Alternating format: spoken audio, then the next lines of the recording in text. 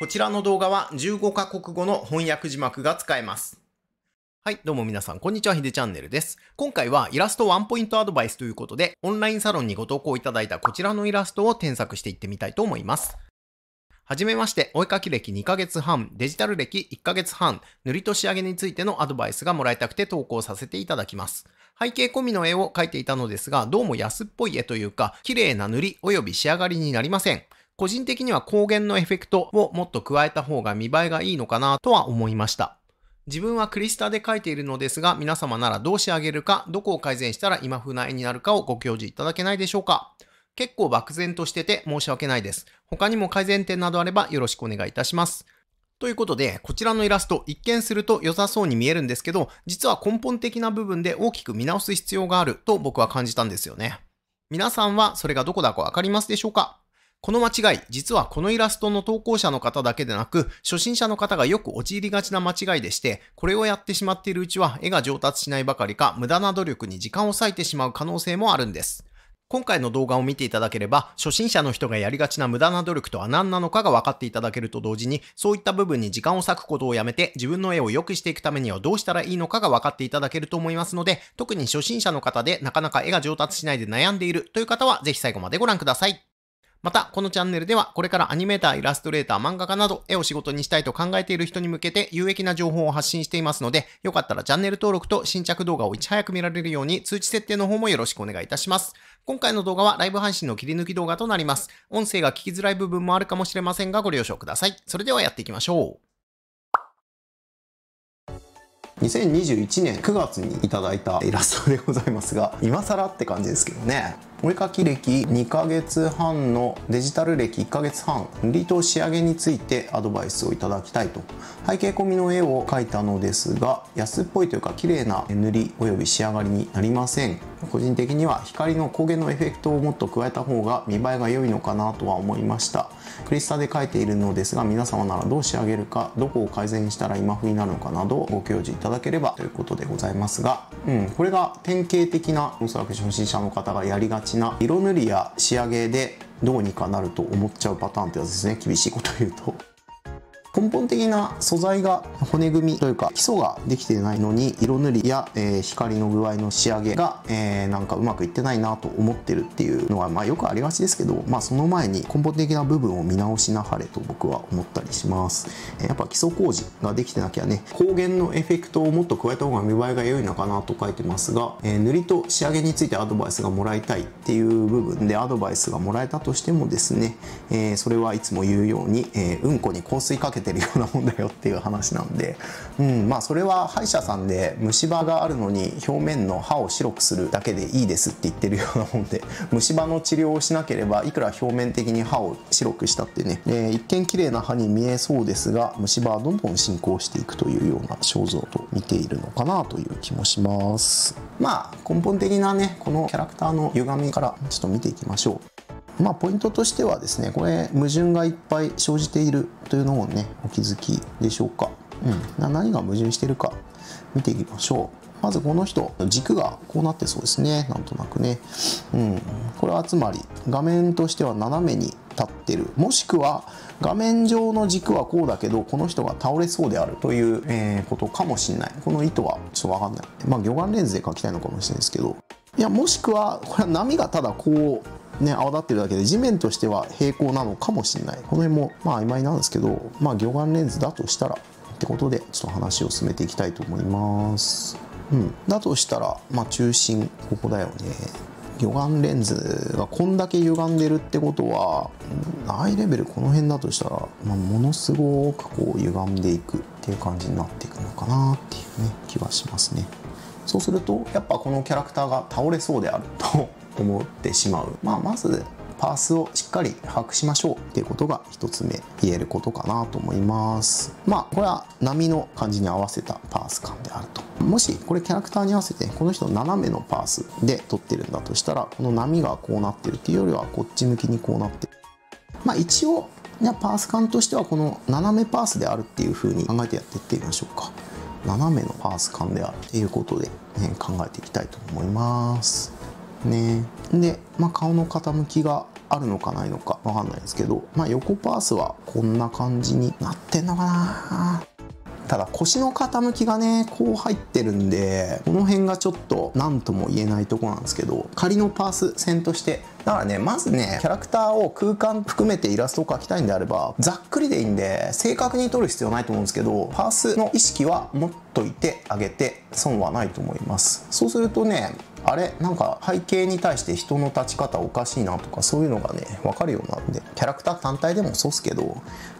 さっき書いたやつとかパース線書いてないけど、もう書き慣れてれば頭の中でこの人のパース感こうだなっていうのが分かるんですけど、それがなかなか見つけづらい時は、パース線を引いてあげるってことがいいと思いますが、なんで一応これがまっすぐなパース感だとしましょう。でなんとなくねこの絵見ると煽りっぽく見えるんですけど、なんで煽りっぽく見えるかっていうと、アイレベル、つまり目線の高さって水平線ってことなんで、水平線これであるっていうのが分かりますよね。そうするとやっぱアイレベルってこの辺ってことになっちゃうんですよ。そうするとだいぶ見上げてなきゃいけない。ただ見上げてる絵にしてはいろんな矛盾があるんで、アイレベルがここだとしてね、なんとなく全体的には見上げてるっぽいけど、なぜそう見えないのか考えていってみましょうか。見上げてるっぽい絵なのに見上げてるっぽく見えない原因としては、全体的には見上げてるっぽいけど体の各パーツがこっち向いちゃってる。例えばこの辺のリボンとかもそうですけど、これね、じゃあここだけ抜き出してみましょうか。これどうですかね、正面から見た時のリボンに見えません？なんとなくこの腰の部分だけ抜き出してみましょうか。正面から見た時の腰の描き方に見えちゃう。そういった部分ですね。全体的に見上げてる感はあるんですけど、パーツが正面から見てるっぽく見えちゃうっていうのが原因の一つだと思います。その原因としてはこのラッピングラインですね。これがこうなっているから、つまりこの腰の立体で考えた時に円柱がこっち向いちゃってるってことですね。上の面が見えてるってことは、上の面が見えてるってどういうことかっていうと、上から見てるってことになるわけですね。なのでこれ下の面が見えてなきゃいけない、腰の立体のねってことなんで、本来だったらこうなってこうなってこうなってこうなってして下の面が見えてる。だからラッピングラインこうなんなきゃいけないという一つの定石というかセオリーというか、そうすると胸の見え方とかももっとこう上にねなって、リボンも下から見上げてる感じで描いてほしい。襟なんか特にそうですね。下から見上げてる感じで描いてあげるとそれっぽく見えるのかなっていう気がします。手もそうです。手はカメラの方向いちゃってるね。カメラの位置がここにあんのに、手のひらはカメラの位置ここから正面に見えるってことは、手をだいぶ下に向けてるってことですね。これも正面向いちゃってるっぽく見える、煽りっぽく見えないってことですね。なのでちょっとそれを踏まえて簡単に直していってみましょう。ちょっとまず下書き、していきましょう。顔はこのまんまでもいいかもしれないですけど、だから手の位置としてはあれですね、親指こっち側に見えて手のひらほとんど見えないようにこういう感じで描いてほしいな。これ分かりにくいかもしれないですけど、顔の向きはこれでいいかもしれないですね。で内向きにこうなっている感じで、耳の位置下げる。でこれ頭のこの飾りも奥行きを考えたらこの星もそうですけど、ちょっとね下目に描いといてあげるだけでも煽ってる感出るんですよね。この辺にしましょうか。襟ね、これこういう角度で見えるって正面から見た時なんですよ。だから潰れてこうなっている、こういう角度にしちゃってほしいなっていう気がしますね。で腕上げてるとして、どのくらい上げてるのかっていうのもあると思いますけど、そうね、こう上げた時肘がこの辺まで来るかなっていう気もしますね、なんとなくね。でこの辺に指きましょうか。これだけでも結構違うんじゃないですか。で頭小さくねしてあげてね、ここがアイレベルなんでここが一番大きく見えてほしい。上に行くに従ってカメラから遠くなるんでやっぱ小さくなっていってほしいってですね。なんでちょっと頭も一回り小さくしましょう。で下から見てるんで前かがみになってるとしたらあれですけど、もしまっすぐ立っているとしたら胸がここにドーンと乗っているわけですよね。こうなって腰後ろにちょっと引いている。で足ちょっと前に出して曲げて、どういうポーズなんだろうなちちょっとわかんない。ひょっとしたらこれ猫背のポーズなのかもしれないですね。こう前にちょっとかがんでいるにしちゃ頭が煽りすぎてるんで猫背ってことはないと思うんだが、どっちにしろアイレベルが膝下ぐらい、ここからこう見上げてるわけですよね。そしたらこう見上げた場合、胸の出っ張りがあったら、ひょっとしたらもう胸の出っ張りがあるせいで顎とか見えないかもしれないね。こう かかってきちゃう。実は煽りの時はこの首から顎のラインって見えにくくしてあげた方がより煽り感が演出できるってこと。あくまで演出です。でこれ腕上げてんのに肩のラインが平行になってますね。なんで上げてる腕の鎖骨から上がるっていうイメージで、ここの襟のラインも斜めになんなきゃいけなかったですね。完全に今抜けてましたけど、すいません。なんでこっちが上がる肩がねっていう意識を持って、だから腕この辺に行くんじゃないね。で後ろに引いている。だからこういう感じにした方がいいですね。煽りだとしたらアイレベルがあくまでここであるっていう僕の想定ですけど、これはこの絵の解釈として。こうなっている。でこっちの腕上げてる方が、これ今体正面になっちゃってますけど、こっちの腕上げてるんで体の軸としてはこっちにちょっとハスに構えた方がいいと思います。でこう構えましょう。腕上げてる方が体が斜めに前に出る。これをね正面で描いちゃうとね、なんからしく見えないの。ね、肩こっちが下がる。ね、こっち側の分上げてる分ね。っていうのも意識してあげて、で胸がここの、胸郭がこうあったとしたら、この上に胸がドーンと乗っかるんで、この胸郭のこのラッピングラインに合わせてこう胸を乗っけてあげたいんですね。ここに胸がこうドーンと乗っかってくるっていうことなんで、この辺の襟がもう見えないかもしれないですね。強調のしすぎもどうかとも思いますけど、こんぐらいで乗っかってきてるということにしましょうか。そうするとこの中央にあるリボンもね、こっち側になびいているかもしれないですね。この襟があるんだけど、これはもうほとんど見えない。だからリボンしてるっていうのを一応情報として入れたいんで、ここにリボン書いておきましょう。そうすると煽りっぽく見えますよね。で肘今ここにありますけど、肩の位置変えたんで下げたんで、この辺に行きましょう。この腕もなんとなく不自然なんで、こっち側に流しちゃいましょう、ね、で腰ですよ。問題はラッピングラインはこっち向きにこう入るわけですね。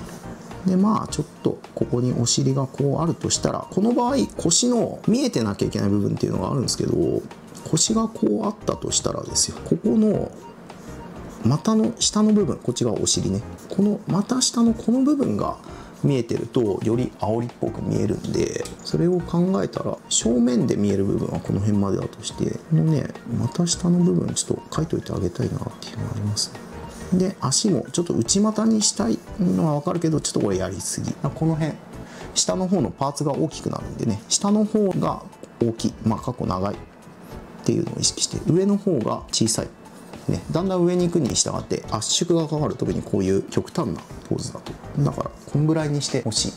すね。でここに波があったとして、で手の位置も今ここに短く合わせて書いちゃいましたけど、また下に手首が来るって考えると、もっとこの辺に欲しいですね。手がねススで、このウエストのラインのところに肘が来るんで、こんぐらいでしょうか。比率の問題ですね。こんぐらいが自然なんじゃないですかね、ポーズとしては。でここにお目目がこうあって、で口もちょっと大きめに取りたい。これは個人的な感想。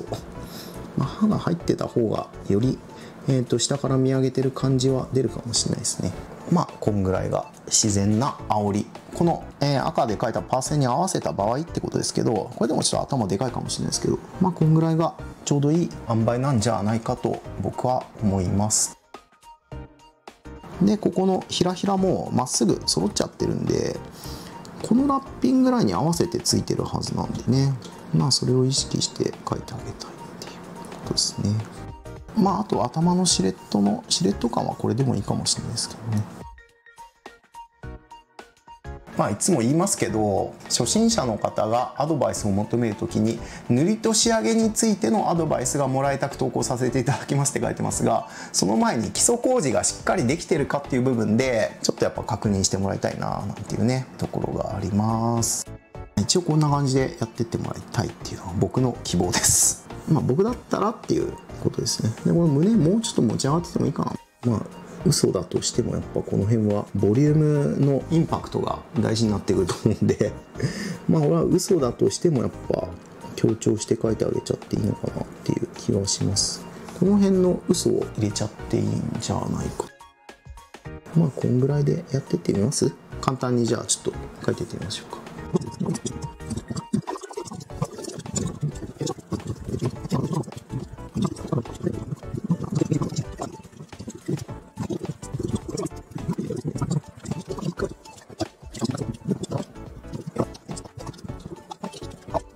この方が煽りっぽくなるんじゃないでしょうかね。塗りとか仕上げに関してのご質問でしたが、その前に、キャラクターのプロポーションとか画面に対する立ち位置、タッチポーズの部分でやっぱ矛盾があるってとこを先に解決した方がええんじゃないでしょうかというのが僕のアドバイスでございます。わかるけどね、仕上げをこだわりたいっていう気持ち、それはもうやっぱあるあるなんですよ。仕上げが良ければなんとなく見栄えがよく見えるだろうっていうさ気持ちはわかるんですけど、そこに頼りっきりになっちゃうといつまでたっても上達しませんぜ。まずはやっぱ根っこの部分をしっかり見ていってあげてほしいと。だから上手い人見てりゃわかると思いますけど、線画だけで上手い仕上げはさておきなんですよ。ごまかしが効くとは思うよ、でもごまかしが効く絵でやっていけるかどうかっていうのはちょっと僕には判断がしづらいですけど、仕上げにこだわる前にまず基礎工事をしっかりする方が一見ねつまんない作業に思えるかもしれないけど、その方が後々得だとは思いますっていうことなんですよね。仕上げにこだわる段階に至っていないっていう厳しい言い方になっちゃいますけど、もちろん仕上げはね見た目が良くなる、やって損はないと思うんですが、つうことでね、やってみてくださいと。いかがでしたでしょうか。ということで今回はイラストワンポイントアドバイスということでこちらのイラストを添削させていただきました。こちらの動画も一つの参考にしていただければと思います。ここで重要なお知らせ。ライブ配信で描いた絵をまとめた本、イラストスキルアップのための絵の練習ノートがブースにて発売中です。下書きと線画がセットになっていますので、手癖や迷い線、人物を描くときにどこにポイントを置いているのか、どこを省略しているのかなど、絵を描くときの参考に、ポーズ集としてポーズのアイデアの参考にも使える一冊となっていますので、興味がある方は概要欄のリンクをチェックしてみてください。また、ヒデチャンネルオンラインサロンでは、平日毎日日替わりで教材を使って解説しながら進める絵の講習会やイラスト添削など、絵が上手くなりたいと思っている人に向けていろいろなことを発信しています。コミュニティも充実していますので、もっと一緒に勉強したい方、お絵描き仲間が欲しい方は、サロンの方もぜひご利用ください。それではまた次回の動画でお会いしましょう。ご視聴ありがとうございました。